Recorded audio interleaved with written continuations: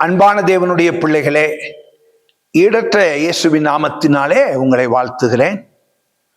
உங்களோடு கூட கர்த்தருடைய வார்த்தையை தேவனோடு சஞ்சரிப்போம் என்கிற இந்த நிகழ்ச்சிகளை பகிர்ந்து கொள்வது மிக முக்கியம். தேவ பிள்ளைகளாகிய நமக்கு ஆவிக்குரிய வைராக்கியம் தேவை. ஆவிக்குரிய வைராக்கியம், மாம்சீக வைராக்கியம் தேவை என்று யாரும் சொல்ல வேண்டிய அவசியம் இல்லை. அது நம்மோடு ஒட்டி பிறந்த ஒரு சகோதர சகோதரியை போல.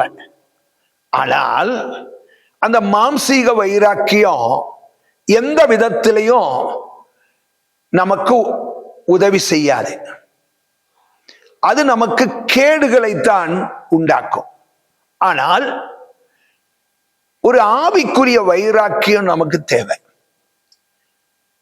இந்த ஆவிக்குரிய வைராக்கியத்தை ஆதியாகமம் 24வது அதிகாரம் 3-4 வசனங்களிலே பார்க்கும்போது, ஆபிரகாம் தன் குமாரனாகிய ஈசாக்குக்கு பெண் தேடுகிறார்.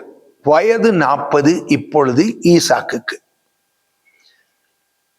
இந்த 40 வயதுல கூட அவர் சொல்லுகிற வார்த்தை என்னவென்று சொன்னால், தன்னுடைய உத்தமமும் உண்மையுமுள்ள ஊழியக்காரனாகிய எலியேசரை அழைத்து, நீ என்னுடைய குமாரனுக்கு ஏற்ற ஒரு பெண்ணை கொண்டு வர வேண்டும். ஆனால் ஒரு நிபந்தனை, எக்காரணத்தை கொண்டும் நம்ம குடியிருக்கிற இந்த கானானிய தேசத்துல பெண் கொள்ளக்கூடாது. இரண்டாவது, என்னுடைய தேசம் என் ஜனத்தினிடத்திலே போய் நீ பெண் கொள்ள வேண்டும்.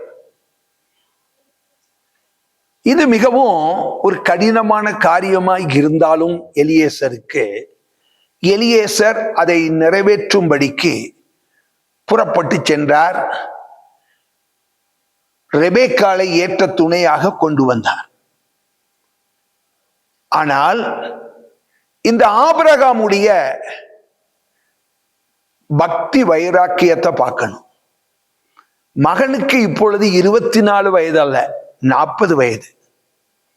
40 வயதுல பெண் பார்க்கும் போது அவர் சொல்லுகிறார், என்ன சூழ்நிலை இருந்தாலும் நாம் குடியிருக்கிற இந்த ஜனத்தின் நடுவிலே, கானானிய ஸ்திரீகள் மிகவும் அழகானவர்கள். வைராக்கியம் இல்லை என்றால், ஒரு ஆவிக்குரிய வைராக்கியம் இல்லை என்றால், இவர்கள் இப்படிப்பட்டவர்கள் தான் அழகு, பணம், பொருள், இவைகளை, ஆஸ்திகள், இவைகளை எல்லாம் பார்ப்பாங்க. ஆனால் தங்களுடைய ஜாதியா அப்படின்னு பார்ப்பாங்க.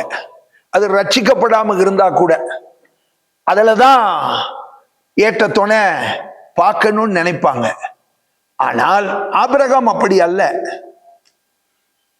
என் ஜாதி என்று அவர் சொல்லுவது என் ஜனம். ஜனத்தை வைத்து சொல்லவில்லை.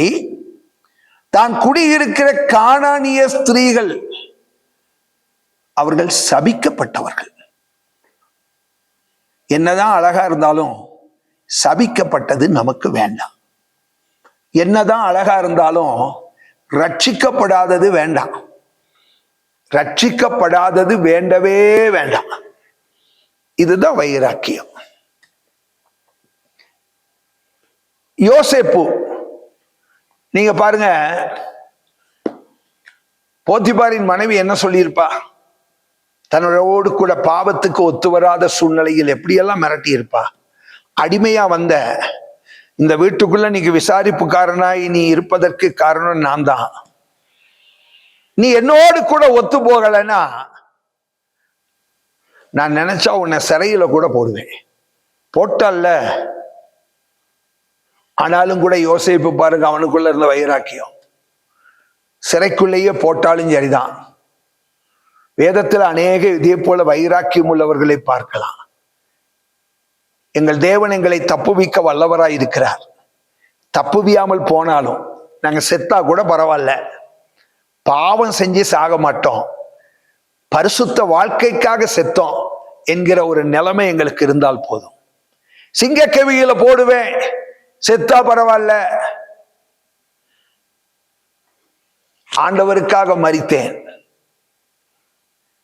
என்கிற நிலைமையில நான் மரித்தால் பரவாயில்லை. அன்பான தேவனுடைய பிள்ளைகளே, நமக்கு இதே வைராக்கியம் வேணும். வைராக்கியம் கொண்ட அத்தனை பேரையும் பாருங்க. யோசேப்பு வைராக்கியம் கொண்டான், மேன்மையான இடத்துக்கு போனான். ஈசாக்கு வைராக்கியம் கொண்டான், கர்த்தர் அவனை எங்கேயோ கொண்டு போய் ஆசீர்வதித்தார். அடிமைகளாய் போன தானியேலும் 3 வாலிபர்களும் அந்நிய தேசத்திலே மேன்மை கொண்டார்கள். வைராக்கியமா இருப்பீங்களா?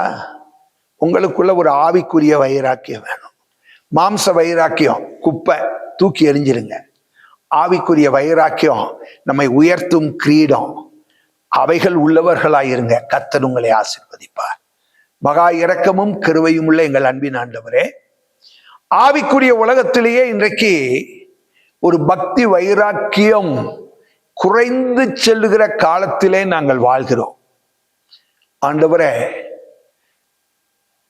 இப்படிப்பட்ட நிலைமையில நாங்கள் மேன்மையை உம்முடைய கரத்திலிருந்து எதிர்பார்க்க முடியாது என்பதை நாங்கள் உணர்ந்து அறிந்து கொள்ள கர்த்தர் எங்களுக்கு உதவி செய்யும். மாம்சீக வைராக்கியம் எல்லை இல்லாமல் எங்களிடத்துல உண்டு. பக்தி வைராக்கியத்துல நாங்கள் குறைஞ்சு போய்கிட்டு இருக்கிறோம். ஆண்டவரே, நாங்கள் மேன்மை அடைவதற்கு இவைகள் ஒரு தடை என்பதை நாங்கள் உணர்ந்து மேன்மை அடையும்படிக்கு பக்தி உள்ளவர்களாய் நாங்கள் ஜீவிக்க, அதனால் நாங்கள் ஆசீர்வதிக்கப்பட கர்த்தர் எங்களுக்கு உதவி செய்யும். உங்க பரிசுத்த கிருபை எங்களோடு இருக்கட்டும். இயேசுவின் நாமத்தில் பிதாவே, ஆமென்.